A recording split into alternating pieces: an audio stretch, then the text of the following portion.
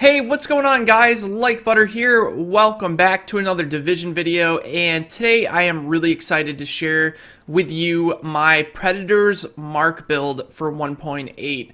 Now, I've been working on this build for about a week, and I've tested many different versions of this build, and I think that for me personally, this build works the best with the certain stats that I have in certain areas, and I want to share that with you guys and give you maybe some alternative options if you feel like you want to build this a little bit differently. That's the cool thing about it. These build videos are just suggestions. You can always change it how you want, but people always want to know what exactly I'm building. So we're going to show you the Predator's Mark build right now. Okay, so this is a 9,000 stamina Predator's Mark build. In my opinion, the only way to build the 6-piece Pred because of the bonuses it gives you when having 9k stamina. Now, this is primarily a PvP build. It's meant to be used in a group. However, you can use this in PvE. We'll talk about a few very small changes if you did want to use this in PvE. I wouldn't suggest it just because in order for this build to work the best, I use an SMG. SMGs aren't entirely that great against NPCs because of all the armor that you have to basically go through, and assault rifles are much better for that. Even though we have a assault rifle secondary, the MDR doesn't have the hugest damage output, but it does have a lot of burst potential when you proc bleed, so that's what we're going to talk about. It's about constantly applying pressure to your enemy. Okay, so let's go over first what we have in our primary slot, which is none other than the house, the new exotic, the MPX that everyone is going for. However, you can use another SMG in the spot if you want to use an MP5 or you want to use an MP7. MP7 is actually not bad with this build, considering you're going to get a decent amount of reload speed with the 2 and 5 piece Pred Mark. You end up getting like, what, 15%? I believe it's 15%. 10 and 10. Okay, so it's 20% reload speed. So something like an MP5 I'm sorry, an MP7 with a super small mag, you're going to get a lot of value out of that. But I use the MPX. It's super good. I have Deadly Vicious on it. Now, the reason I have Deadly and Vicious is because Vicious is really good in this meta. It's very good this patch because of the fact that everyone's building more stamina. If you're building more stamina, it means you have to take more damage in order to get dropped below those 2 bars of HP. Not only that, with it being team play, you're going to be overhealed and you're going to be full health most of the time. Especially because if you are really tanky, people tend to not focus you for the simple fact that, well, when they start shooting you and they're barely touching your HP, they're going to be like, all right, I might change focus here and start shooting somebody else. But Vicious is super strong in this meta because, before, when stamina wasn't as viable and everyone was running like, 3k stam or less than 3k stam, you could get melted off of that top bar really quick. So I like running Vicious here because it gives me extra crit chance that I can then put those stats on my main gear to something else, and we're going to show that here in a second. So you don't want responsive here. Responsive requires, if you look here, 4,700 firearms. You're not going to be able to get responsive unlocked with this build. Not with 9k stam. It's not physically possible. So I'm running Deadly Vicious, and on my secondary, I'm running the Urban MDR with Vicious, Unforgiving, and Distracted. Now, some people say that running Vicious and Unforgiving together are kind of useless. If you want to switch Vicious out for like Accurate, I've seen people use Accurate on the MDR because it's really strong, and it makes it very much easier basically to shoot and hit your shots. You can do that. I opt for Vicious just in case I'm ever trying to proc immediately, like that extra damage on those crits are going to help me bleed, like if people are running away or whatnot. But usually what I'll do is I'll proc bleed with the house, and then I'll usually switch to the MDR, and you get that 18% damage increase with Distracted, which is absolutely nutty on the MDR considering it's already got a really high base damage. If you look here, 45.9k, and if you hit a couple of headshots when they got bleed procced on them, it's kind of insane. And not only that, but if you once you start getting really good with proccing your bleed, I've noticed a few times where I would get them to like 8 or 9 stacks, and I would wait for them to use a med kit, and then they would use a med kit, and then I would immediately proc bleed, and they were pretty much dead every single time. The bleed is going to do so much damage because of the 9k stam, and also the good amount of crit chance, crit damage we have. So let's go over the mods I have on my SMG. For almost any SMG, guys, since you're getting so much crit, like base crit chance with it, you want to do crit damage as a main stat on everything. So that means pro red dot sight. You can also use, I think, the C79 scope. I wouldn't recommend it because sometimes I zoom in and it's super annoying. I do use that on my MDR though. So this is crit damage, headshot damage, and critical hit chance. My loud vent break has crit damage, stability, and headshot damage. My small grip has crit damage, stability, and reload speed. And my extended mag has 120% mag size, crit chance, and rate of fire. Now here, if I could get higher rate of fire, I would. I think you can get 5.5% rate of fire, which it would be really good. So I've actually been thinking about, saving up some of my materials to start rolling some extended mags to get a better extended mag here. And on these like underbarrels here, I think having accuracy here instead of the stability would help a little bit. So I think I might even switch this out here, just because like having that much stability on a gun that's already stable is really not necessary. And you don't need any type of crit chance as your main stat because we are running vicious. So if you aren't running vicious and you're running something else, I'm not really sure what else you would run. You could run crit chance, but you don't need it, okay? So in this build, we're running crit damage on everything. And then on my urban MDR, I got a C79 scope for a little bit of extra crit damage considering we're running vicious. But you can do headshot damage here if you're really confident in hitting headshots. Considering I usually spam the MDR, hitting headshots is a little bit more difficult, but you can put headshot damage there if you would like. But I do have headshot damage on my barrel. So if you wanted to switch this out here for a VX1 scope, you absolutely could. You would just have to make sure you hit like all of your shots in order for it to really do maximum damage. But I've been testing both. I like the C79 scope, but you can always do this if you would like. And then I am using optimal range because you want to do that maximum amount of damage with this. If I could get prepared on this, I would, but we don't have enough firearms. But the optimal range does help because without having that damage drop off when you're kind of chasing people down in the dark zone, you're trying to proc bleed on them. It's super helpful to have that little bit of extra optimal range. And then obviously crit chance, crit damage on the mag. You could put RPM here if you would like, if you wanted to speed up your RPM a little bit. Say, for example, you wanted it to go up to 366, 16 RPM. So that's 16 extra shots in an entire minute. It's probably not going to change your output too much. But, rate of fire definitely isn't horrible to have. Some people like to say that 4% crit damage isn't really worth it. That rate of fire is better. So that's up to you. That's entirely up to you. I just use the extra crit damage because I have vicious on it. And then for my pistol, which is actually really important, a lot of people don't really do this, but trust me, with this build, it's really good. I have a 187 score pistol, and I am running cool-headed and toxic, but there is another pistol here that I actually rolled yesterday that I forgot to put into this build that we're going to switch out right now.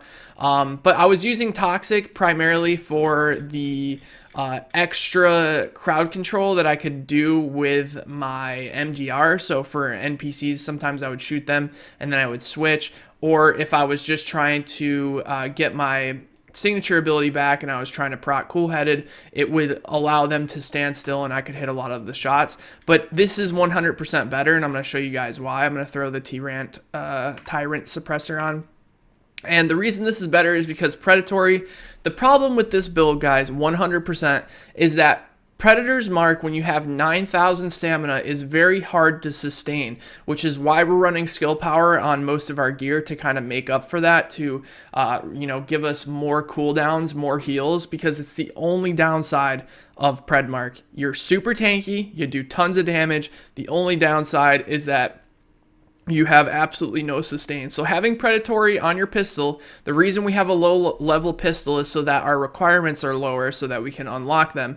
And we also have cool headed. So whenever my ultimate ability is on cooldown, my signature, I can just headshot NPCs and you can get your signature back extremely fast. But not only that, if we're doing PvP and I get a kill, all you have to do is switch to your pistol, run up to them, melee, and you'll get predatory to proc just by meleeing somebody who's down.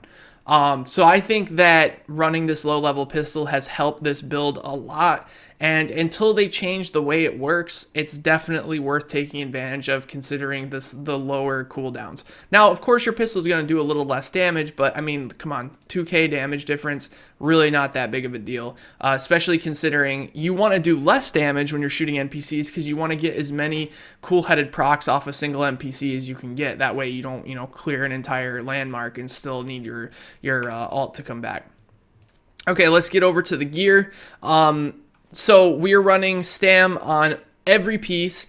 And here I have skill, haste, and health. These two are very important. You don't need EDR because you're already so tanky, and you're going to be able to heal with that little bit of extra skill power that we're going to show you guys. And our skill haste ends up being like 34%. So we got really high skill haste and a decent amount of skill power. It's not super high, it's not super low, but I can tell you right now, 89k skill power is that feels bad, man. I'm telling you right now, you can get the heal from your immunizer box, that is true, but there's going to be situations where you actually want to keep your immunizer down on the ground if you have fire that's in the area, or they are using, I don't know, something to do a lot of crowd control. Throwing that immunizer box behind a car is going to be more beneficial than always constantly using it for yourself to get that burst heal, which is why I'm going to show you guys we're actually using 2 heals on this build and why it helps so much. But the skill haste here is super important. Obviously, instead of increased kill XP here, we would like ammo capacity. It's unfortunate, but it is what it is. We have what we have, and that's pretty much what we're using. Now, we did some small testing with things like enemy armor damage here and whatnot. If you were doing this for PvE, enemy armor damage would be good as a major attribute, but the extra 16,000 health gets me up to 400k, and it feels pretty good for the most part. And then for mods, I am actually running skill haste mods on everything. There was a skill haste mod for sale, which I don't believe is for sale anymore, but it was basically maximum firearms and 3% skill haste. So I'm running skill haste mods on my 2 chest piece mods there. And then on my mask, I am running skill power on my as my major attribute. Now, if you're doing this for PvE, and even if you're not, you could probably go damage to elites here in the minor attribute. It'll allow you to do a lot more damage to elites. Like I said, this Pred mask was the only one I had, so that's kind of what I rocked with. And having that extra skill power is going to be really important because you don't need crit chance and you don't need exotic damage resilience. So the only really other thing that fits in for the mask is skill power. And what better, stat to have there when you're struggling to have any type of sustain. So I'm running skill power there, and I'm running another skill haste mod here on my mask. Same thing, 267 skill haste. And then on my knee pads, now this is where it gets questionable, and we've had a lot of discussions on my stream. We've tested a bunch of stuff, but I found to have the skill power be the most useful here in this major attribute, but we're going to talk about this here in a second. So same thing, we're running stamina on everything. Skill power, disorient, burn, blind, and deaf. For PvP, it's much better to have shock resist instead of disorient resist. But it's fine, regardless, that it's not going to make too much of a difference. But having shock resist here on my knee pads would be definitely helpful. Now, here is the discussion that people have in the major attribute. A lot of people seem to think that having 8% crit damage here in this slot is important because of the fact that your bleeds can crit. Now, I'm going to be straight up honest with you. That 8% crit damage is not going to change anything when it comes to PvP. And here's why. Most of the time that you proc bleed on enemies, they're going to do one of two things. They're either going to remove the bleed with like a med kit, an immune box, or something like that, or they're going to sit there and they're going to bleed and they're going to take a ton of damage from the team. That extra 8% crit chance that you're going to get, that's going to up your crit a little tiny bit on your bleed and a little bit on whenever you're critting, isn't going to make a big enough difference, because if they bleed, they die. This build does enough damage. It has enough crit damage. It has enough crit chance. It has enough overall damage just with card counter and all that, that they will die to the bleed no matter how tanky they are. Especially considering when they are bleeding, they got reduced movement speed. Your team is going to team fire them. Whenever we play in a group, we always focus the person bleeding. It's the best idea because when you focus the person bleeding, you put the most amount of pressure on that person. Sometimes I will like proc bleed on somebody and then switch targets and proc bleed on somebody else. But for the most part, it's an automatic kill when you proc bleed on somebody. Even if they have nomad, it does not matter. It's just too much incoming damage, and there's a lot of situations where you can kind of bait out. If you have somebody running an EMP sticky, you can bait people out to use medkits and then immediately proc bleed on them after it. It's kind of insane. So you disrupt them, they pop a med kit, you proc bleed, automatic kill almost every time. And if they are running nomad, well then you focus on somebody else. It's pretty damn strong in PvP. I wish I had some gameplay for you guys here, but if you've been watching the stream the last couple days, you'd see that the Predator's Mark team play in PvP is absolutely insane. It's the fact that you're applying so much pressure and you're making people pay attention constantly to their health and if they're bleeding. It's a huge distraction, but it also does a huge amount of damage. So on here, I would recommend running skill power. You can, however, like I said, try the crit damage if you want. I just don't feel like the crit damage is going to matter as much as 13k skill power. A lot of people like to say that skill power is pointless in this meta. I don't think so. I actually think that skill power helps a lot with survivability. It helps heal your teammates more. It helps, your cooldowns. And since we're running so much skill haste, you're going to want as much value out of your skill power as you can get. So I'm running skill power here. Don't need health. I already have more than enough health. I think an extra, 16k health, whatever it is, isn't going to really make much of a difference. It's like one bullet or something. And then this is where we were going back and forth on this when I was building this. We were going back and forth on whether it'd be better to just run all skill haste mods or would we run a little bit of skill power. So I'm actually running 2 skill power mods, which are upping my skill power by about 6,200, something like that. And this feels better. If you want to run skill haste mods on everything, that's totally up to you. I think the difference was in the amount of skill power. It was like, the difference was like 10k heal, 10k on our heal, or a second off our cooldown. And when you're considering that you're playing with a group, you're probably going to be okay on cooldowns. I don't think that extra second is worth more than 10k heal, especially considering that 10k heal can be multiplied, 4 times if you're considering the fact that if you're healing your whole team. So I personally like running skill power there. Like I said, you can play with that. You can try it out. I've tried it many different ways. I found skill power to be the most effective. Once you start getting near the 120,000 skill power mark, you start seeing your heals and you start to see your heals really dwindle. And you start noticing the cooldowns and whatnot. It feels almost like, who cares how fast your cooldowns are if your heals are like nothing, right? But with 131k skill power, they feel a little bit more than nothing, and we'll go over that. Okay, so I'm also running skill power on my backpack. Same situation here. Some people think crit damage is better, considering you're running so much crit chance and crit damage. But like I said, with this build, I think you do enough damage as it is with the amount of crit and crit damage that you have, that little extra amount of crit damage is not going to be more valued than 26,000 skill power. So it really comes down to, what do you think is more important?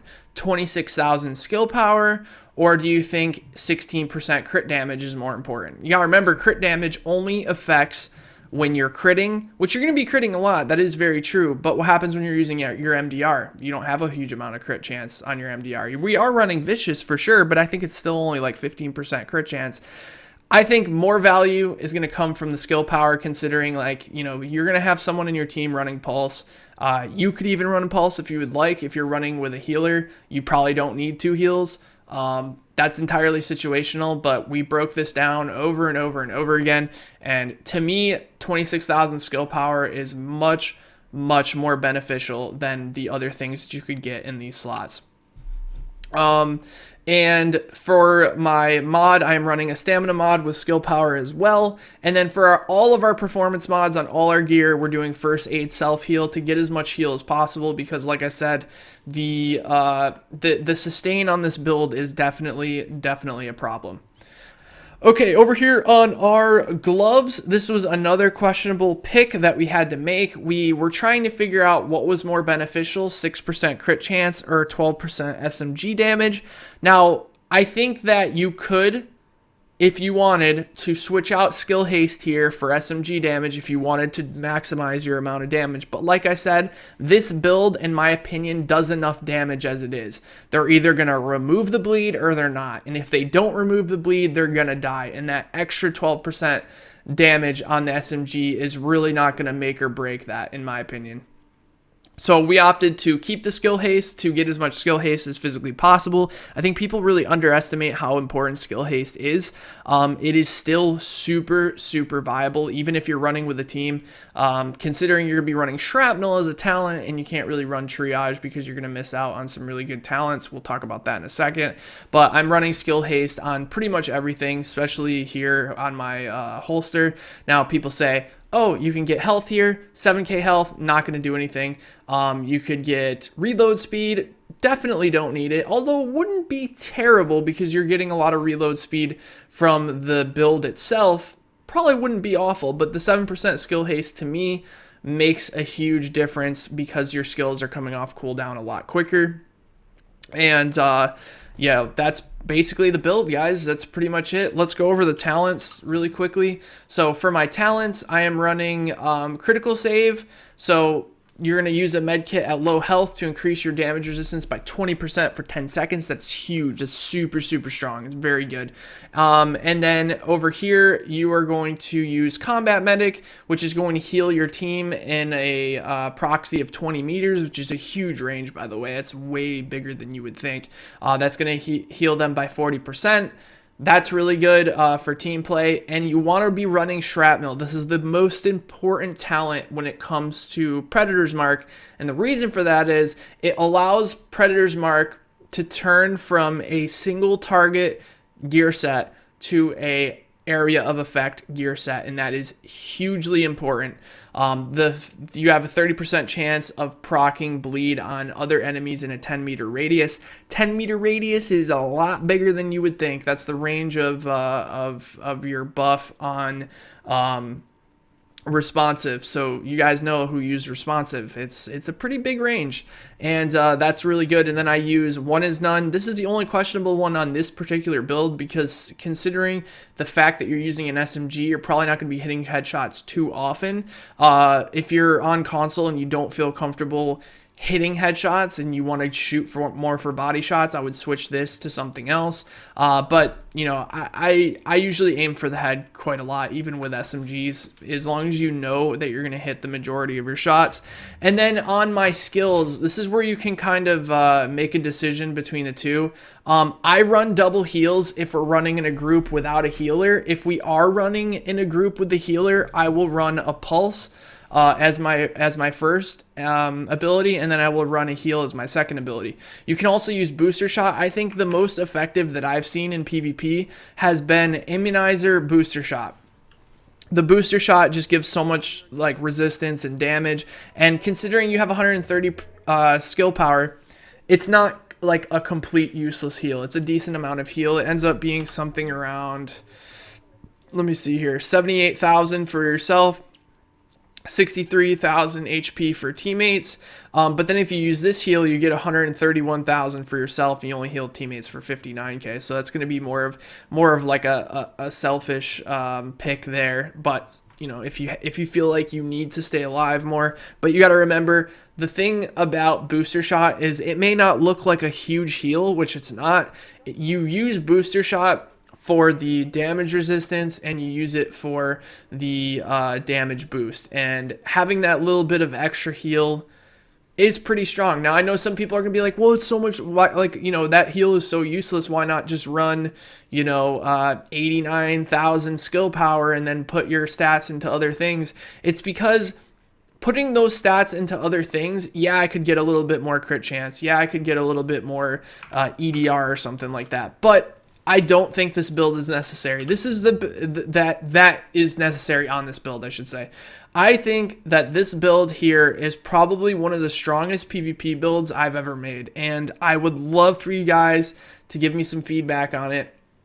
And let me know what you guys think. For those of you guys who go out and try it out, it gives you a ton of toughness, a decent amount of sustain with your double heals, and the amount of skill haste that you have. And then also on top of that, a large amount of damage through your bleeds. So anyways, guys, thank you so much for watching this video. Hopefully you enjoyed. Let me know what you guys think, and I will talk to you guys in the next one. Take care, everybody.